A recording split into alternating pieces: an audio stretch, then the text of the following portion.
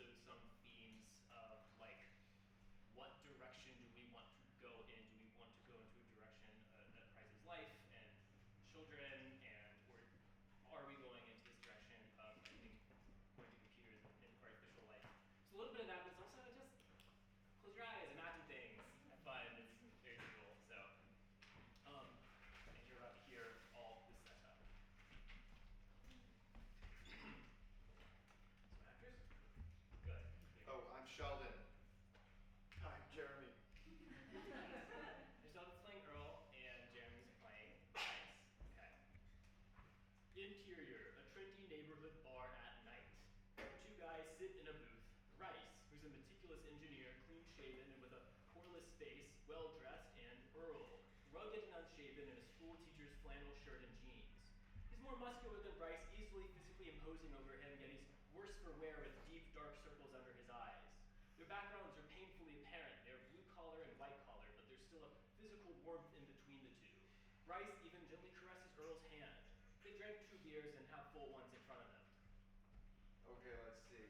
We've done parents, Where you're from, prior relationship, thoughts on college experience, attitudes towards sex. childhood trauma. We could talk about what we've been cooking lately. Or we could finally get to the point in the night where we break your no talking about what you do for work on the first date rule. Just a thought. Why do guys always get so offended when I tell them they can't talk about their job? It's a fun rule. It makes dates less interviewy. For most people, it's a good rule. Most people hate their jobs. I hate my job. But for you, you do something actually kind of remotely interesting. I build rockets. That's it. What else do you want to know? You build rockets and robots for a billionaire. They land on the moon. You make a lot of money. You travel the world. What's not to get into? I have a tech job. I code in a cubicle. That's what I tell all the guys on these kind of dates. And their eyes gloss over. Or maybe they treat me special, but that's like not a great sign if they do. Right, because you hate it when everyone gives you attention for how cool your job is. Just like how girls totally hate it when everyone stares at how hot and beautiful they are. It's all just so awful. I dislike it when people treat me different. I know it sounds, to an outsider, all exciting and sexy, like big tech and all that, but I'd do anything to do something more like low key, low stress, like what you do. You don't want to do what I do. It sucks. It pays the bills. All it is running around with cute kids all day, teaching them math, a little Chinese for their future overlords. Then they hit the age they get in my middle school class when they get demonic and horny. It's right around 7th grade. That's when they get on the internet. They start acting up, and it becomes full-on psychological warfare with me. Who, for all they and I are concerned, fully peaked in high school, like every middle school teacher did. Still, it's, all things considered, not that bad a gig. Earl balls his hand into a fist. The bar lights dim. No. It is that bad. What is it about it? What isn't working for you? I don't get it. Earl is unresponsive and doesn't speak. Bryce tries waving his hand in front of his eyes. The bar lights dim all the way black. Interior, we're at Earl's head. Night. A dark, dank horror movie basement with walls stacked up with boxes. Bryce and Earl stand in the center of a room. Earl holds a flashlight, and a void surrounds them. Earl leads Bryce by the hand, and they walk through the void. Their feet swish in something that makes mysterious noises. Something here is evil. Oh. It's not you. It's not anything you said. Then what is it? It's like there's this thing. It's like, you know when you're having a nightmare and you're in a scary basement and you know it's the scary basement, like in a horror movie. Even if you don't see anything scary, you just know that something bad is gonna happen. Yeah, I do know. Well then, welcome to the dream. So, you come upon a door like you do in a nightmare, and you know you have to open it because when you're in a nightmare and you have to do something. You just know you have to do it. Earl opens the door. It's a stairwell leading to another basement. Earl takes Bryce's hand and leads him down, lit by flashlight. And you go deeper into the basement. You could turn around, but you don't think that in dream logic. You just know what you have to do. We don't have to be in this basement. We don't have to be there. But we do. Because it's a nightmare. And there's no point to nightmares other than to scare you. They walk into another basement. It's an exact carbon copy of the first one, except this one there's 2 doors. And so you keep going down these basements, and you go deeper and deeper down into the most horror movie basement of them all, even though you know that down at the bottom of the whole thing is a great big scary horror movie monster. Earl opens more doors. He leads Bryce down more staircases, more environments exactly like each other in succession. The same dreadful descent carries on repeat faster each time. Bryce winces, anxious, with each creak of the door opening and the thunderous sound of their feet squishing on the mysterious floors, each planking step as they go down the same staircase. I really hate this. I really don't like this. But you keep doing it because you can't stop yourself. You can't stop yourself from going deeper and deeper. And besides, you already have gone this far, so what's the point of turning around and trying to go out? What happens if you do something different? Then it wouldn't be my story. It wouldn't be my place that I went to on my own volition. It wouldn't be my basement. It wouldn't be my bed that I made my home. Earl makes the wrong step in a puddle on a floor and splash. His foot is wallowing in the black floor slime.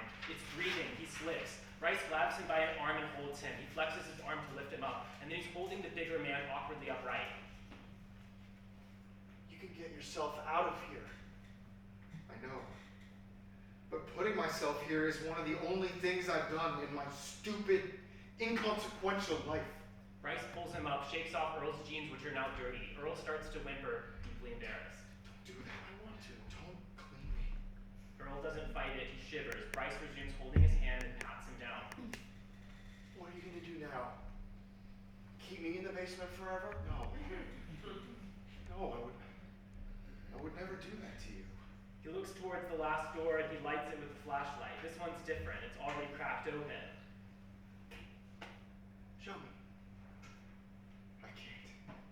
Bryce grabs the flashlight from Earl. He makes his way to the door. In disgust and fear, he hates this place. He cocks his head. He still can't make out what's behind the door. He strains his neck, looks further, reaches out to the door and reluctantly pushes it a little to see one last black void. His hand shakes. He shines the flashlight to see the last room.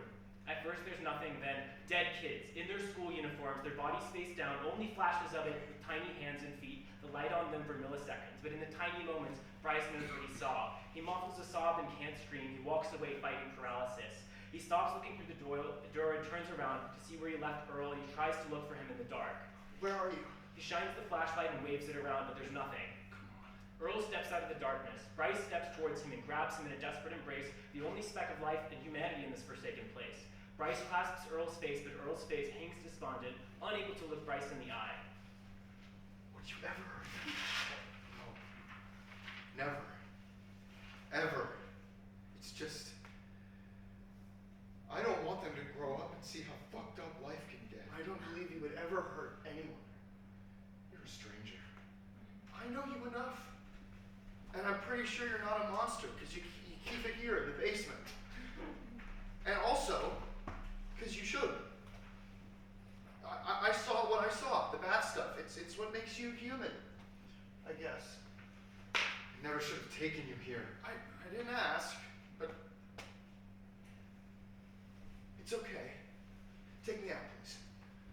I don't know how to get out. Maybe you start by letting the rest out. Have you ever cried? Do you cry? No, I never cry.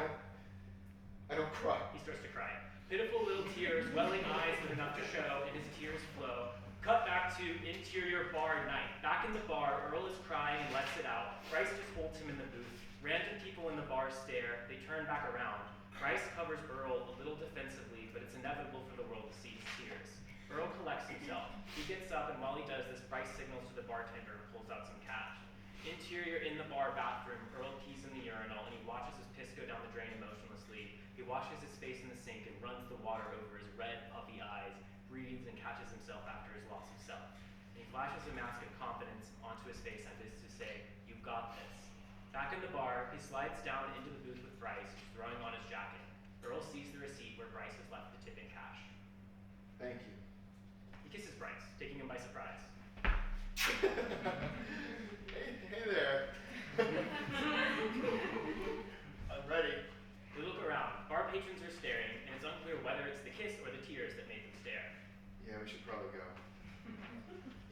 to mine? Oh, I don't know if it's a good idea. It's a school night. I'm up at 5. Even better. Let's get drunk. Show up hungover or call a substitute. I should still probably be there. I'll take care of them. Even though I can't take care of myself, like you saw. That's what you should do then. Go to work, even if you don't want to, do it. You wake up, you take care of them, even if you're hungover, and I'll wake up and go to my cubicle, and I'll make more money than you. Even though you're probably doing something more important than me, and it'll be okay, because I'll keep paying for drinks. Then we wake up the next day, and the day after that, and we text each other and call each other, and you can send me a message every night if you need to, and you tell me what you did that day, or tell me a funny story of what happened at school. And we can eat together, and you can come over to cry on my shoulder, or sleep on my couch. And you show up, and you do your work, and you take care of them, and we can take care of each other. If you want. If you want. If you let me. And I think you will. People aren't meant to be this alone. Earl takes a deep breath and nods. Okay. He finally stops fighting himself, kisses Bryce one more time. Just keep paying for drinks. The two get up and brave a sea of stairs and leave the bar. The end.